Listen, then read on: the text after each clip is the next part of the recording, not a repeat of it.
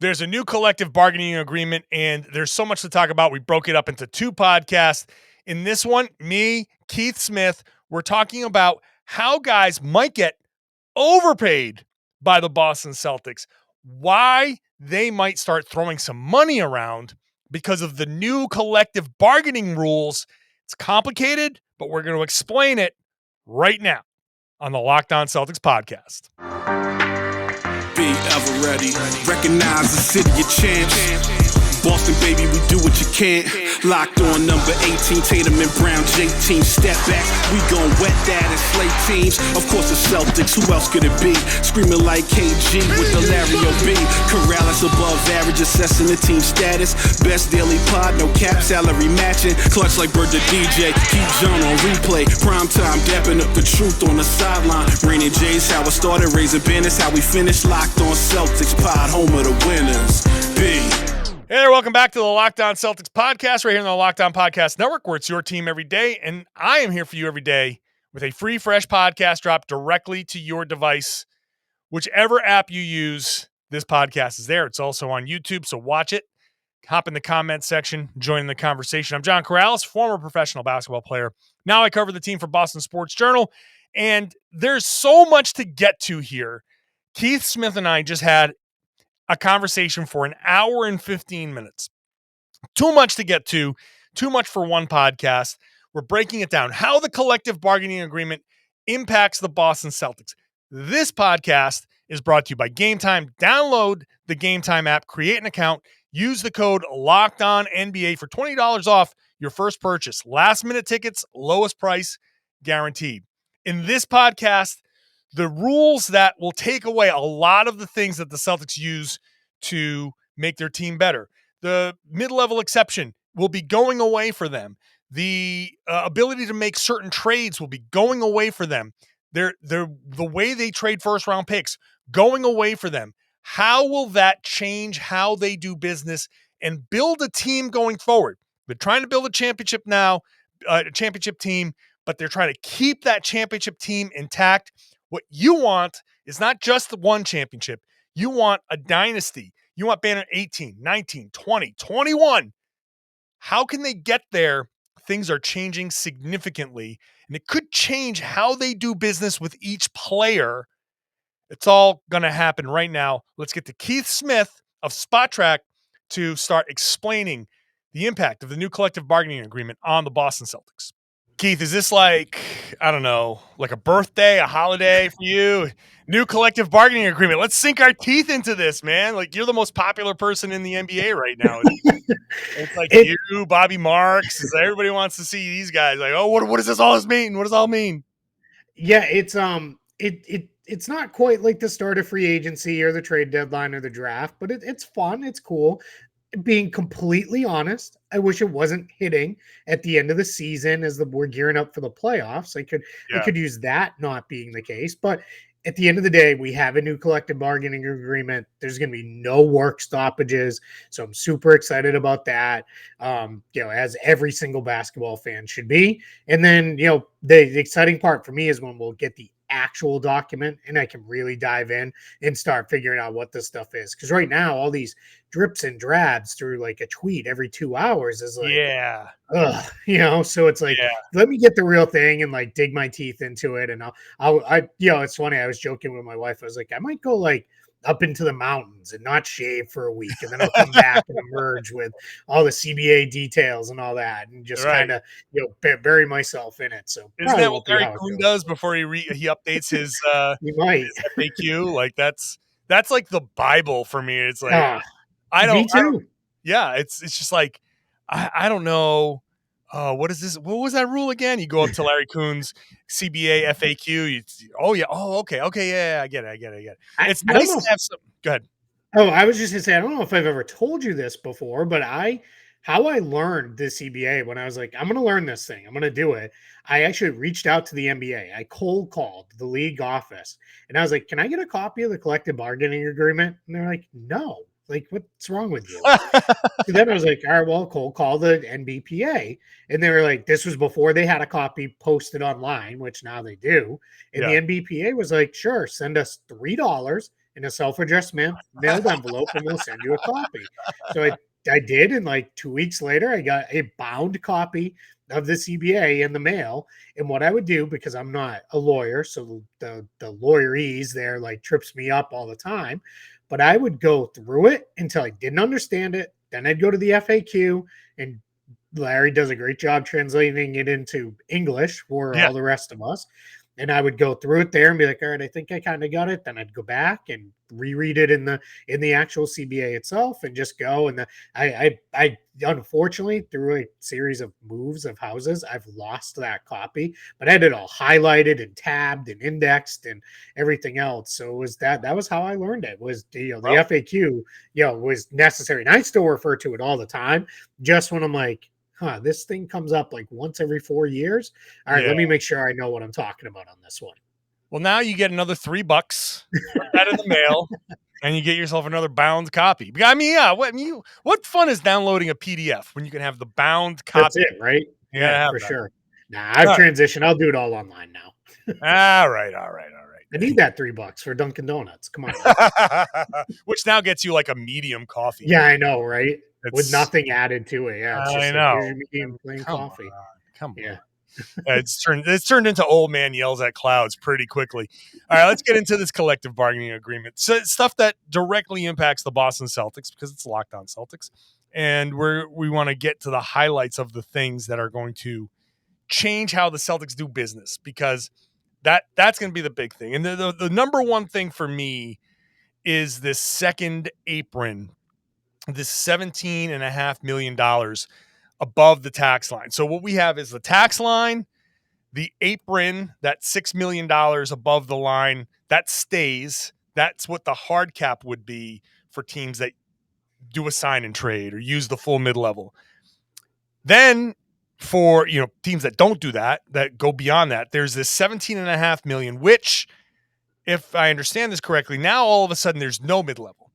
That you lose your mid-level. So the highest taxpayers are going to lose elements to help build their team. Can you get us a little bit deeper into what the impact's going to be there? Yeah, you're spot on it. The first portion of this, and I like to, second tax apron seems long and cumbersome to me, so I'm calling it the super tax. Yeah, I just like that, right? We've got super max. I like the apron. I don't know why. Yeah, it's weird. This doesn't make any sense. Just call it something else. I asked somebody about that once, and like, it's a very commonly used term in the finance world of because an apron covers something else, even though it's above another thing. I was like, okay, blah blah blah blah. That's all. Put it anyway. Like, make us understand it. So yeah. So there's the tax line, the hard cap line, and then there's super tax, as you call it. I like that. I'm going with So super tax, as you said, 17.5 million above the luxury tax. What's going to happen in that is the first piece we know is you'll lose your mid-level exception. That mid-level exception for next season projects to be about $7 million. So that's taken completely off the table. You won't have that. In addition, what we've learned, what's been leaked out, and I'm sure we're going to learn even more, if you are one of these super tax teams, you cannot send cash in a trade. So that means essentially you can't buy a draft pick, right? So that's part two of that, if you will. You also cannot take in more money than you send out in a trade. In NBA trades today, even the most expensive teams, you can still take back about 25% more in money than what you send out. So the easiest way I can do that is send out 20 million. You can take back 25 million in a trade. Yeah. Now you've got to take back less or even. Even is almost impossible in the NBA because most deals go all the way down to the dollar.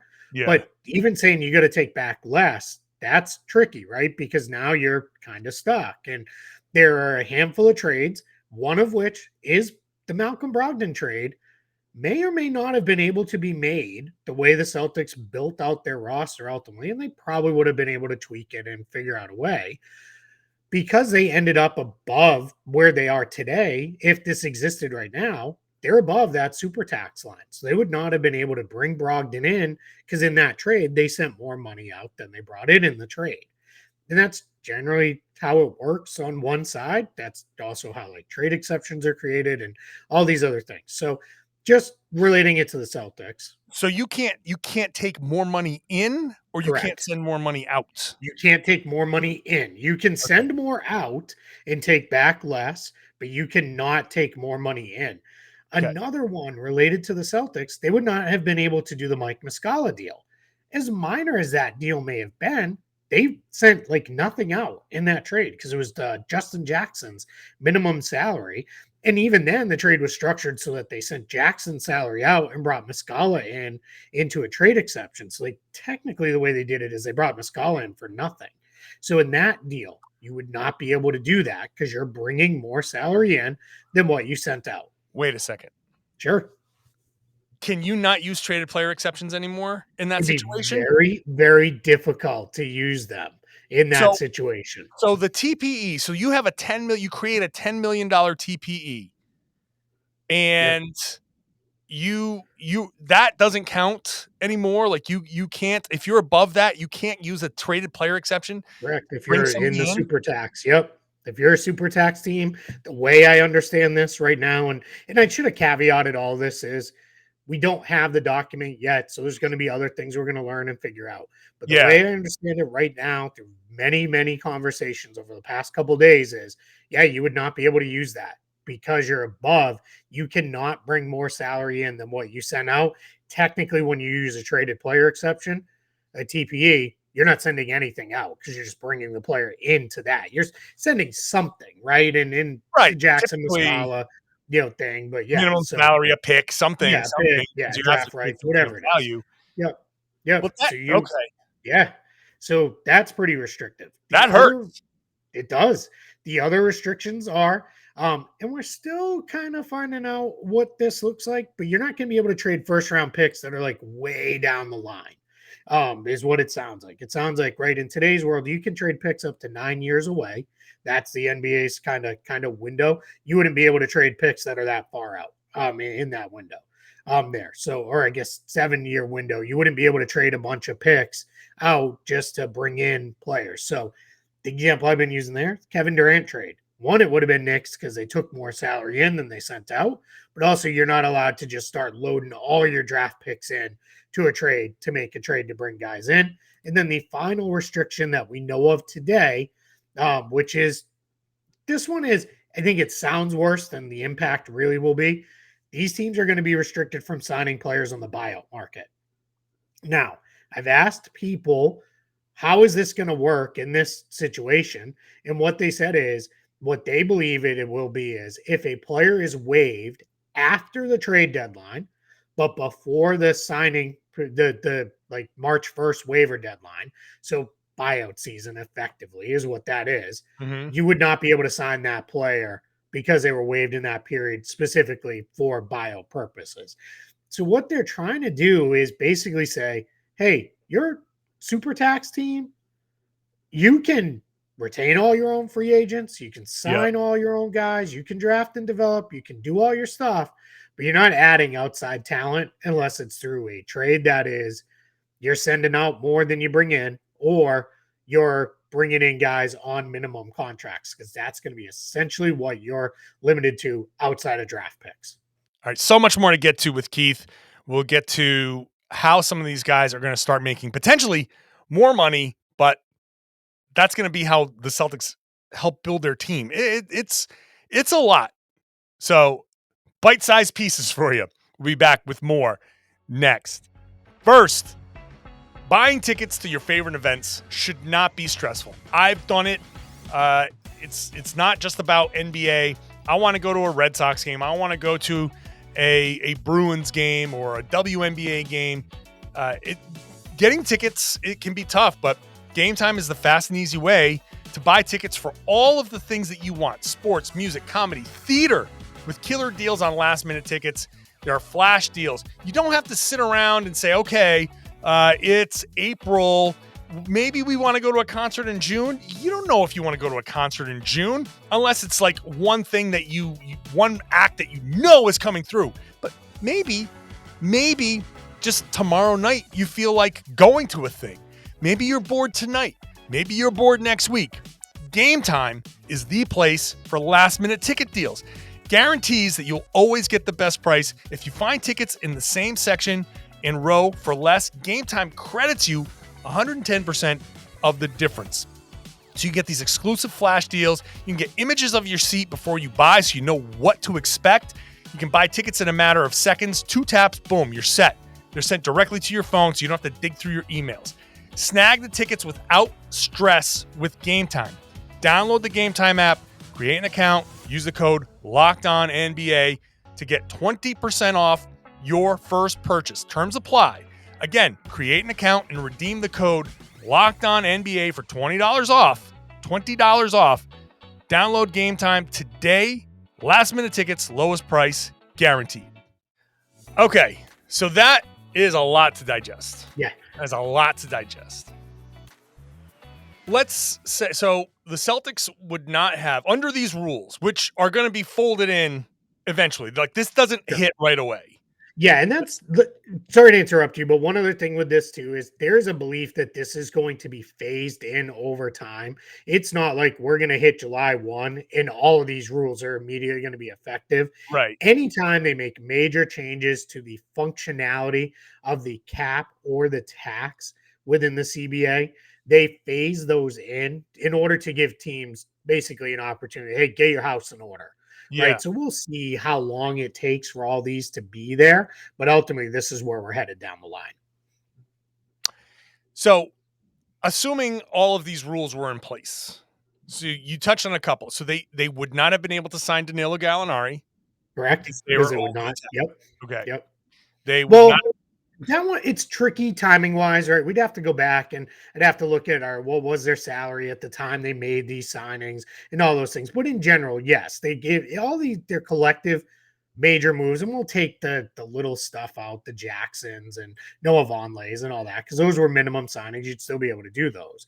The bigger deals landed them ultimately over this 17.5 million over. So that's where, yes, in those cases, yes, they would not have been able to do those things. Boy, this just does disincentivize teams from spending all that money. Correct. You basically are the league is basically saying you can't be the Warriors. Basically, the Warriors and the Clippers have this is the Warriors rule. This is the Warriors rule. You can't bring in. They could not bring in Dante DiVincenzo. They couldn't have done anything. Basically, the Warriors just the entire front office take the summer off. Well, they could have signed Michael Green still, but because he was a minimum deal. But yes, you would have been limited to minimum deals and signing your own draft picks, and that's it, effectively. So we're going to see you could make trades, but it's you got to send more out than you bring back. But yeah, we're going to see fewer draft picks get traded. Yes, correct. We're going to see fewer draft picks traded because like the Brad Stevens plan. Brad Stevens has come in and said, don't care about first round picks. You can get a first round pick for Brogdon. We can get a first round pick for Derek White. We'll do the first round picks. It doesn't really matter. Al Horford give up Kemba, give up a pick. But now you're going to need those first round picks. And we'll fold in another element to this deal. The two-way, there's another two-way spot and a second round exception that's going to be added. So teams can go into the second round and find players and sign players and maybe develop those guys. But so your draft picks are going to suddenly become a little bit more valuable because instead of signing a guy 2 years from now, 3 years, like the Celtics, all of a sudden, I'm like, my brain is churning right now. So the Celtics have their upcoming draft picks for the next couple of years. This summer, any thought of, well, we can just now trade another draft pick and bring in some help. Either they say, we're going to start, we really got to put an emphasis on trading for the guys we can trade for now and signing mid-level guys that we can sign now. And hopefully that carries us through the next 3, 4, 5 years, because that's going to be the team. Eventually those things are going to go away. And then all of a sudden those draft picks that they gave up, the Celtics down the road are going to be like, wish I had that first round pick, because now that becomes valuable. So this is the danger, I guess, of operating under the old collective bargaining agreement that expires and having a mastery. I think the Celtics front office does a great job of having a mastery of that. and they play that thing like a fiddle, and then all of a sudden the collective bargaining agreement comes on and you go, okay, here's new sheet music. Yep. We're no longer playing classical. We're doing the pops. We're doing, whatever. That's going to be something new, and you're going to be like, oh, I got to learn this whole new thing, and the other things that we were great at, actually you end up future screwing yourself. You can, for sure. Because those first round picks are going to be you're going to need to draft, and drafting and developing. Yes, feels like that's going to be did the Thunder write this collective bargaining agreement? Did Sam Presti just write this for everybody? It's funny you say this. They've been the team I've been using as an example all day long, because what people have said is like, who's going to be negatively impacted by this? Who's going to be like, this is great, let's go. And what I've told people is, obviously, the negatively impacted teams, the two that jump to the forefront are the Warriors and the Clippers. And if we go back to, let's go back 6 months or so, there was rumors the NBA in the CBA negotiation wanted a hard cap. They wanted to say, this is the absolute rock number. You cannot go over it. We knew the NBPA, had they not given up on that, we'd be headed towards a lockout or a strike. They would just be a mess because they were never going to agree to it. So what they did instead was, if you're the Golden State Warriors, and the Warriors' fight against this all along has been, why are we being punished because we have drafted and developed better than almost anybody over the last decade in the league? Because what I think people miss with them is the only key rotation guy they didn't draft on that team. And I take DiVincenzo and JaMychal Green out of the mix because everybody has mid-level guys. Everybody has minimum guys. The only guy they didn't draft and develop is Andrew Wiggins. And that was smart salary cap management of turning the Durant salary slot into D'Angelo Russell, turning that into Wiggins. Everybody else, Curry, Thompson, Green, Looney, Kuminga, Poole, they drafted all of them. And they developed all of them into really, really good players. Mm-hmm. So what the Warriors' point was, so you're going to tell us we got to lose guys because we're good at this? So what they've done is the compromise was, okay, you want to keep every guy you draft? You want to sign them all to $40 million contracts? Go nuts. You are welcome to do that, but you're not going to get Dante DiVincenzo then. You're not going to be able to trade. I think Andrew Wiggins brought in slightly more money. You wouldn't be able to do that deal.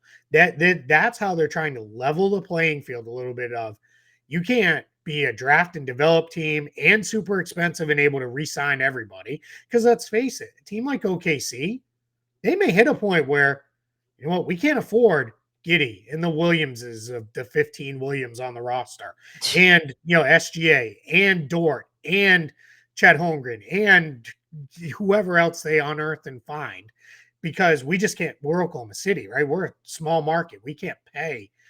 We can't go 200 million deep into salary plus tax penalties. It's just not possible for us. So what they're doing is they're re-leveling the playing field, basically to say, hey, we're going to cut off the teams at the top. You can't do all of this, but you can still, if you want to pay to keep your guys, you can keep your guys. But everybody else, this is how we're going to redo it. And what they've done is they've beefed up the mid-level exceptions for the teams that are going to have those. They've beefed up the room exception. They've added that's going to go up 30%, but plus the rise that it's going to go up anyway. So probably about somewhere 38% higher than what it was today. It's going to be about the range of the taxpayer mid-level. So what they're doing is giving those teams, hey, you want to go? And I think the idea is, I think the NBA has kind of looked at this year and last year, and maybe even the year before, and kind of said, kind of like this. We don't necessarily love walking in on October 1st at training camp and saying, well, it's Warriors Cavs. And then we get to June 1st and it's Warriors Cavs. What was the last 7 months for? Like, we're all right back where we'd land. I think they like the idea of, hey, we got a little bit more parity. And they wanted to be able to say, hey, super expensive teams, you want to pay to keep your own guys, you can, but you're not going to then add salary through trades, add salary by signing guys, and just keep going up and up and up and up. That's not going to be how it goes. Now, to use the Thunder as an example, I think what's pretty cool with them is, So this summer, they've got about $28 million in cap space, 28, 30 million, pending where draft picks land and all that. They are sitting on, they probably only have about 1 or 2 roster spots to fill this summer. And I think what you're going to see is the teams like that are on their way back up, right? They tore it down, they rebuilt. Now they're on their way back up. They're going to be like basically incentivized to go for it earlier, like go spend that money, much like Philadelphia a few years ago when it was like it's time to start winning. Hey, let's spend 19 million on JJ Redick, and everybody's like, "What are you morons doing? Why that he's a $10 million player?" And Philly's like, "Yeah, but we only need one guy, so we can overpay him, and we overpaid him on a short-term deal, so it's not going to hurt us for years and years to come." So what Oklahoma City's going to be able to do is, all right, what is the one thing we need? We need a rim protector, we need a shooter, whatever it is, and we only really have one roster spot to fill. All right, hey, 1 year, 20 million. And then Yeah. we'll just kind of keep rolling forward with that, and we'll figure it out as we go. And what they're going to be able to do is build it up, and then eventually their decision will be, all right, now we're approaching super tax status. Is it time to, all right, Lou Dort's aged out, let's move on? Because the thing with the Warriors that people miss is, yes, it's amazing what they've done, but part of what's amazing is we're a decade into this and it's still going. Yeah. Like Yeah. that's not normal, right? We're not going to see guys still hanging on in their mid 30s playing at, all NBA level and all defense level. That's just not normal. So it's, if it happens, great, you can keep them all, but you're going to have other penalties to work along with, beside it. Okay. So that's interesting. By the way, side note, I'm pushing Damian Lillard to OKC. I want that to happen so bad. But anyway, that's a side note. That's for the Locked On NBA podcast. All right. We're going to come back. We're going to wrap up this portion of the CBA explainer and how it impacts the Celtics, how they're going to be able to build their team moving forward. More with Keith coming up next. First, today's show is brought to you by BetterHelp. BetterHelp is therapy done online, and I'm a big proponent of therapy. I know that going through therapy has helped me significantly, and it's something that I'm continuing to do.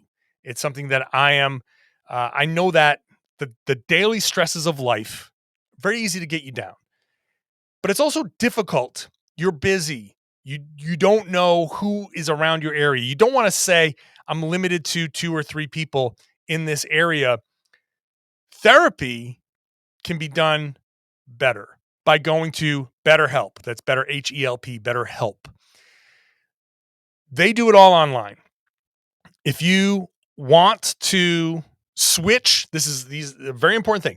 If you find somebody and you want to switch, you can do it.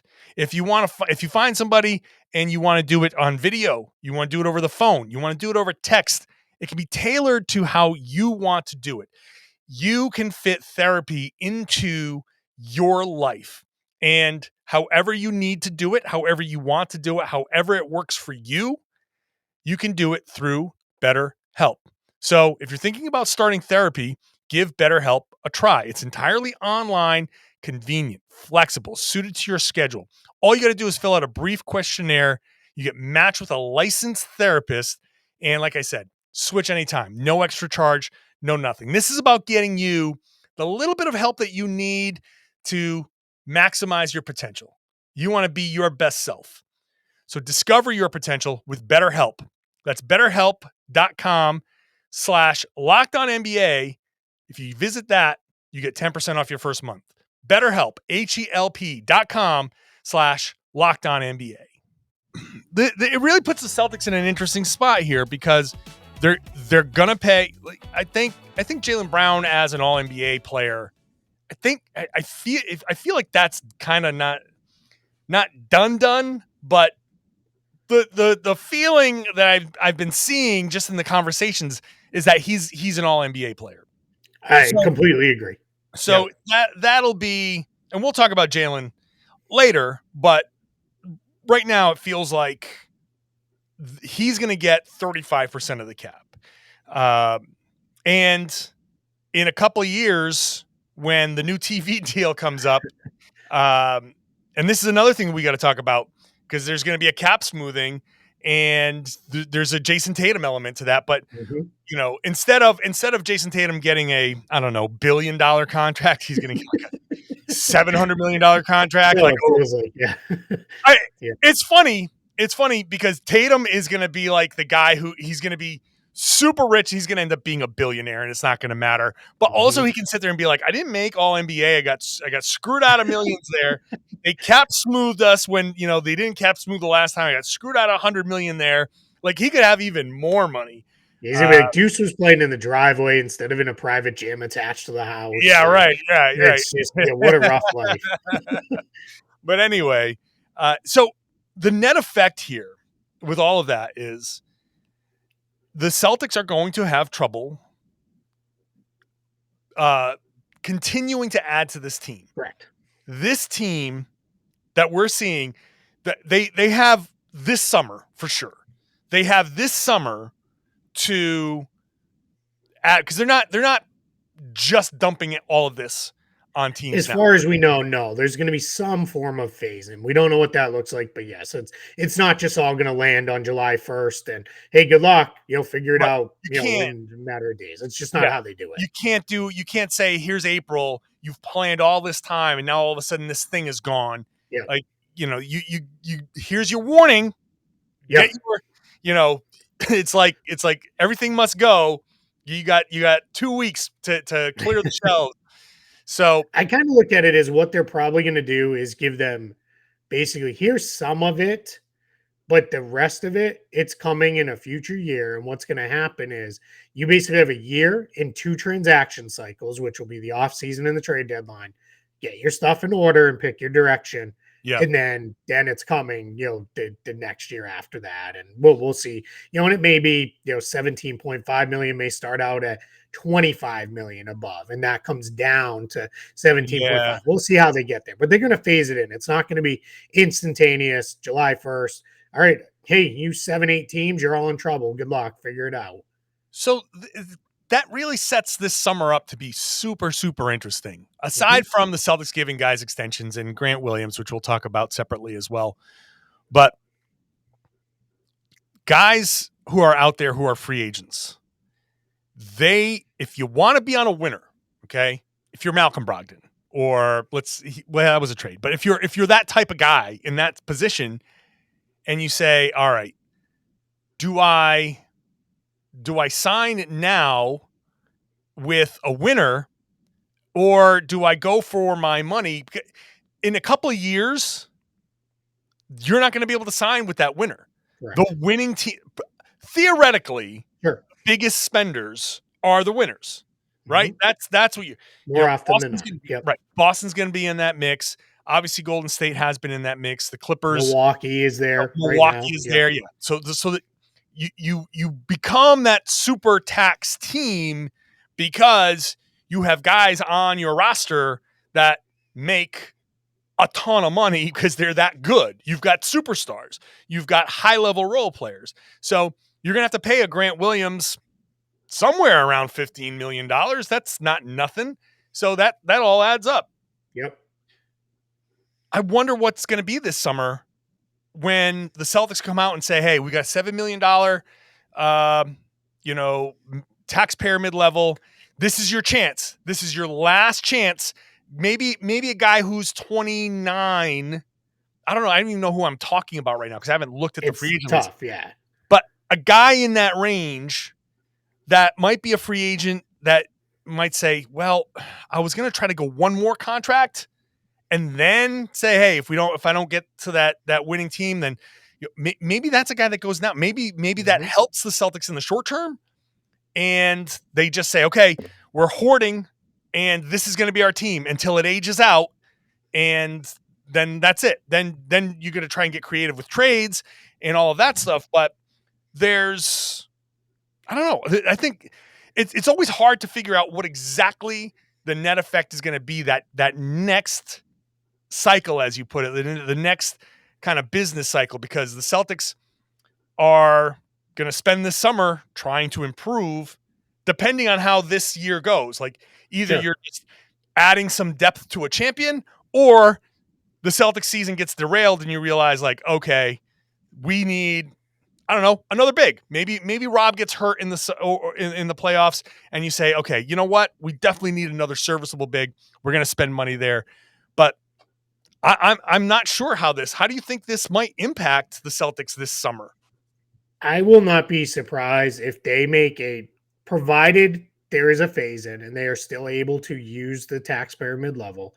I wouldn't be surprised if they make a signing or if they're still able to make trades, or if they make a trade that's like, that's weird. Why did they add another ball handler? Like, we've got Smart and White and Yeah. Brogdon.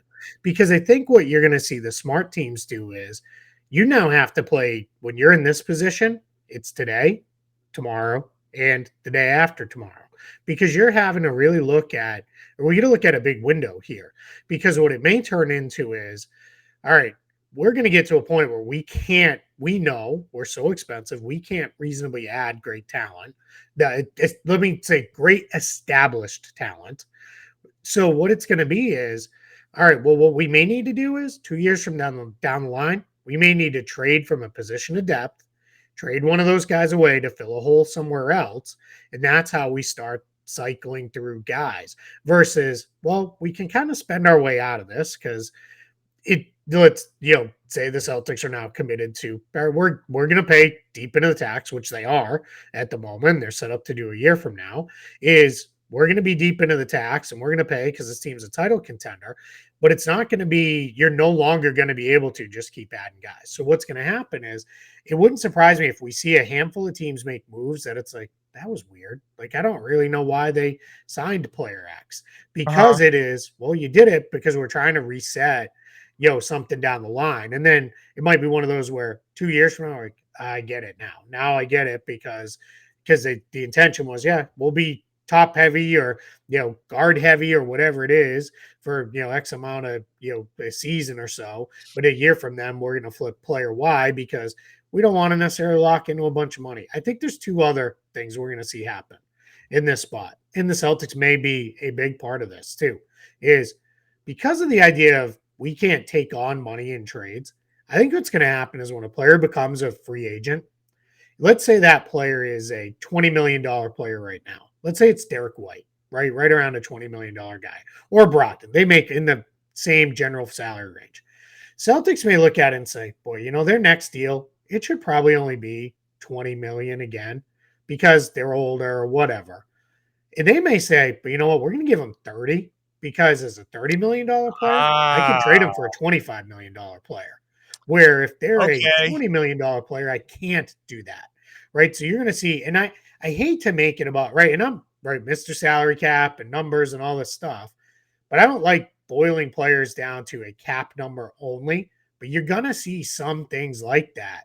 And I don't feel super bad about it because at the end of the day, the player's getting $30 million. Yeah. Oh, so, right. But you're going to see things like that where it's, or we can't go trade for a $25 million guy. So we're going to sign our own free agent to 30, and then we'll turn around and trade him later for a 25, and that's how we get there. So do you sign Grant Williams this summer for the $20 million he's been asking for and overpay him? Because, okay, so that makes sense. You got your own guys. When you're a super tax team, your free agents get overpaid. Yep. But the trade-off is, so it used to be you can every time I stop midstream, that's another thought that just popped into my head. So it used to be that you'd want to sign a guy to that $14-15 million range because you'd be like, oh, that's the tradable contract. Yep. But now the tradable contract also, so you need that mid-level contract to match salaries. But now as a super tax team, you're going to need the bigger contract so you can send that out to trade for the guy who makes less.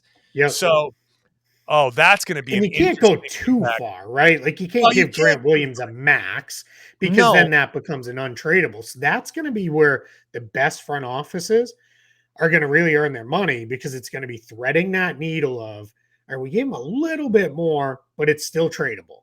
And it's still tradable without having to do a whole bunch of nonsense of throwing other players in deals and all this other stuff. So that's going to be it, because that's how you're going to flip it, because you have to think differently, because you can't just go into it with, we can keep adding money and adding money and adding money. We can't do that anymore. Now we're limited to how much we can bring in. The other thing, one last thing I want to say on this, related to the Celtics again, is we could see, let's say it's 2-3 years from now, and let's say things haven't gone, they're not sitting on, banner 21 by that point, right? And, banner 20, I guess it would be.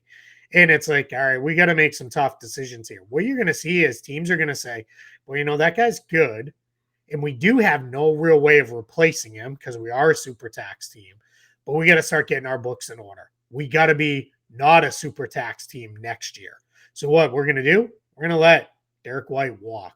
We're going to let Malcolm Brogdon walk because we have to get our books in order, because that's the only way we can then go sign a guy using an exception. We can go do these other things because we got to rebalance the books. You're going to see some of those decisions happen with these teams as well.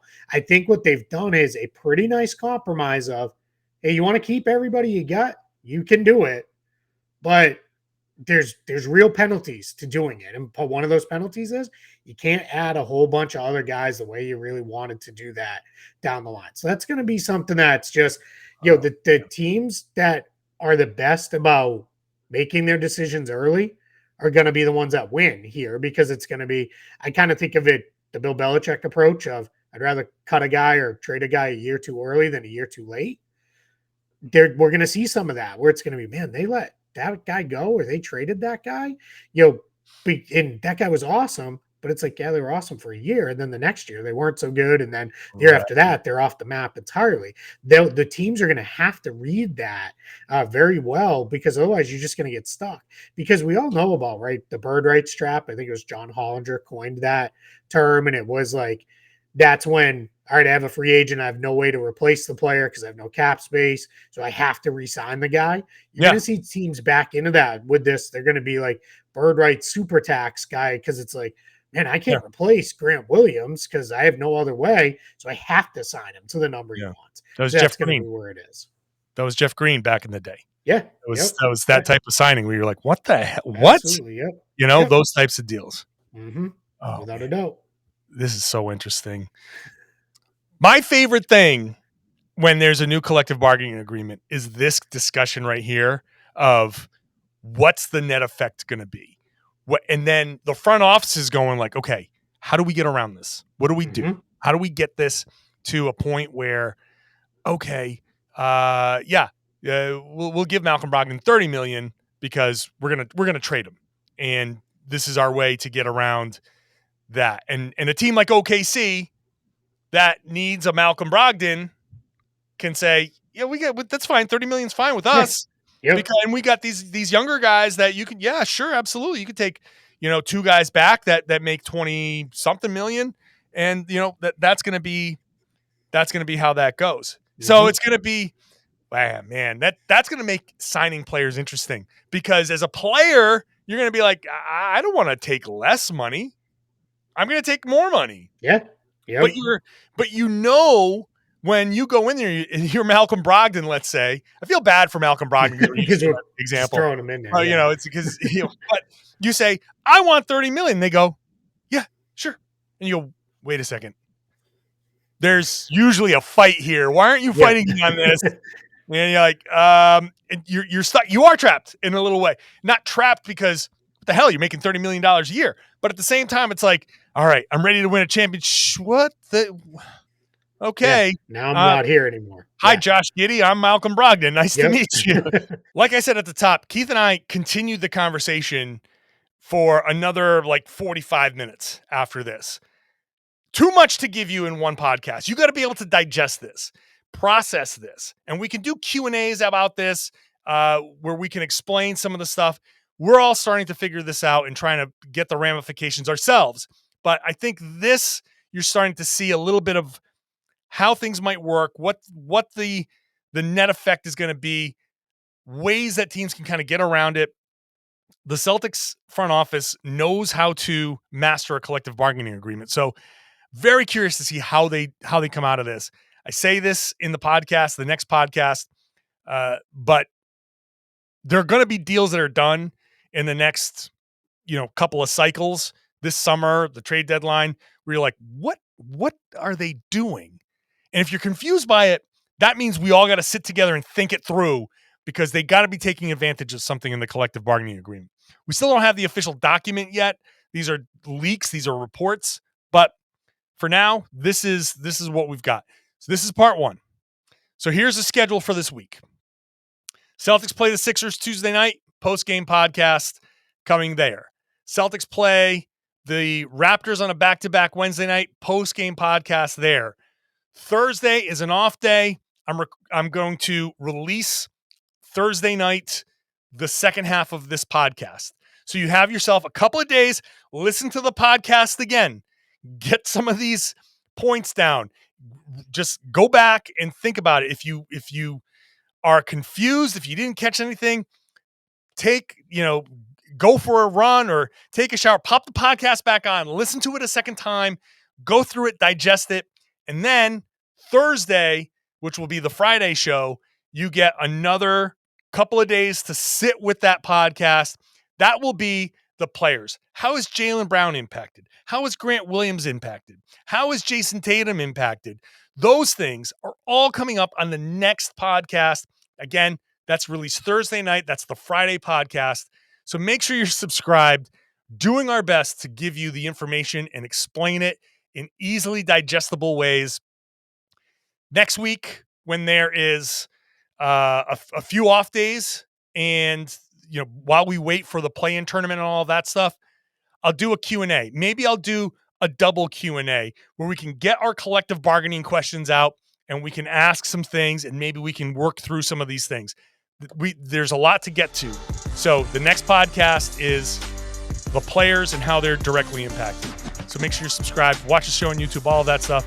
Share the podcast. I'd love it if you spread the word and tell everybody that they should be listening to and watching the Locked On Celtics podcast right here on the Locked On Podcast Network. Your team every day.